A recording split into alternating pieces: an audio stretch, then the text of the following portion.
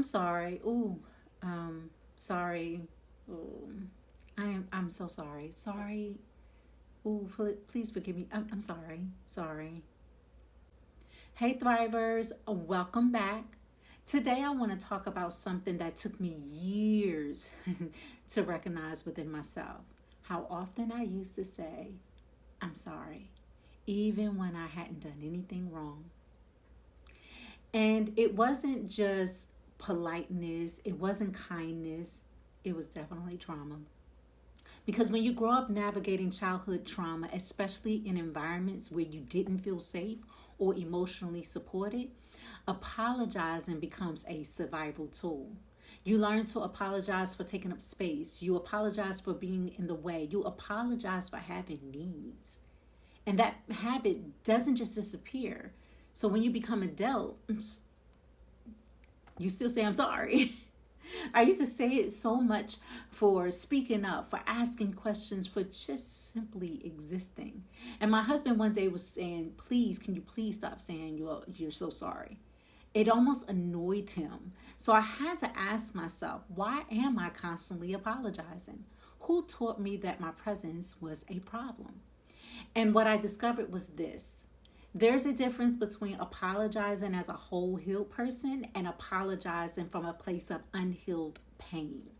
One comes from accountability, the other is from fear.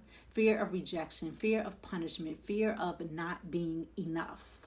Psychologist Dr. Harriet Lerner, in her book, The Dance of Connection, talks about this exact pattern. She says, over apologizing can be a sign of low self worth. It's how we try to manage other people's emotions to stay safe.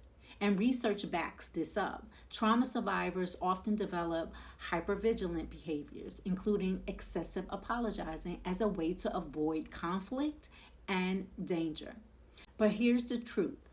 Your worth is not measured by how small or invisible you make yourself. I had to unlearn the need to apologize for being who I am. Now, when I say I'm sorry, I check in with myself. Am I owning something I actually did, or am I trying to soothe someone else's discomfort with my truth? That check in changes everything because healing teaches you that you don't have to shrink to be loved. You don't have to say I'm sorry to feel safe. You are allowed to exist fully, boldly, and without apology. So let me ask you this. Do you say you're sorry automatically, even when it's not necessary? Are you apologizing to maintain peace or because you genuinely believe you did something wrong? What would it feel like to stop apologizing for your existence and start standing in your own truth? These questions matter because self-awareness is where healing begins. Here's how I've learned to shift this pattern. One, you have to pause before you apologize. Ask yourself, did I actually do something that requires an apology? If not, try replacing it with a statement of gratitude or clarity. Speak from truth, not fear. Instead of saying, I'm sorry I asked, try, thank you for your time, or I appreciate you listening. Affirm yourself after the conversation is over. Literally tell yourself it's okay to take up space. My voice matters. Say it until you believe it. Be patient with yourself. You've had years of practice apologizing. It will take time to unlearn, and that's okay. You're growing. Thrivers. Healing teaches us that we no longer have to apologize for being. You are not too much. You are not a burden. You are not a problem that needs to be managed. You are a human being with thoughts, needs, desires, and that is not something to be sorry for. So the next time you feel yourself shrinking, stop and remember, you don't have to earn your place here. You already belong.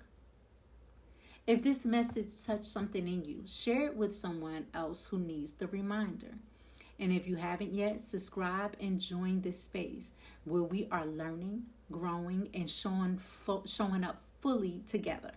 Until next time, take care of yourself. You are so worth it.